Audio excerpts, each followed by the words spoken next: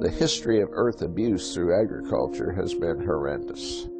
Essentially, all of nature's ecosystems are perennial polycultures. Agriculture reversed that. Consequently, soil erosion became a problem. The wilderness has to become a standard against which we judge our agricultural and cultural practices. Mother Nature is very drought resilient. She's very flood resilient. You know, she can take cold and heat. We can't. She's very complex. What's very not complex is till it and plant one crop. The aha moment for me came during a flood in 1993. We lost 8 inches of topsoil off of this field that we're standing in right now, where we had tilled.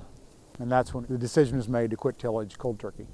I don't want my farm to blow away. I mean, and it's, you know, that's going to be the challenge in the Dust Bowl in western Kansas. The Dust Bowl happened because there were 10 arid years, and it was caused in part by farming practices.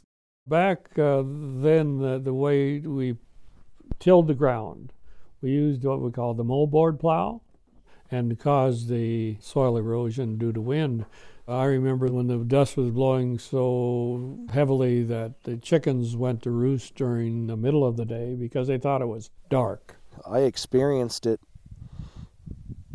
15, 20 years ago. I mean, it wasn't to Dust Bowl proportions, and you still see it every now and then. And I've driven through it coming back from Colorado, where you drive into a dust storm and you can't see in front of you. We've been told that we cannot repeat the Dust Bowl. We have since had several major dust storms in Kansas, Nebraska, Colorado. In Kansas, about 5.5 tons of soil per acre per year is eroded. We can repeat the Dust Bowl if we don't change our ways. Soil conservation is a huge issue to everyone. This is not a debate here. It's nationwide.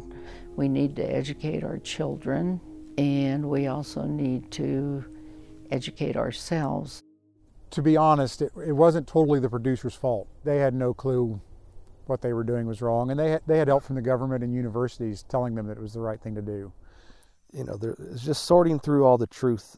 All production agriculture before World War I was done under organic methods, and it was not sustainable. So it's not just organic. It's not just no-till. All these things have a place.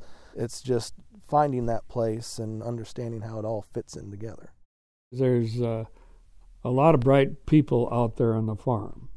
The best ideas are often out there. They're not in the office buildings. They're out there with people that are working with them. I think we can make our landing softer by acting. By not acting, it's going to be a hard landing.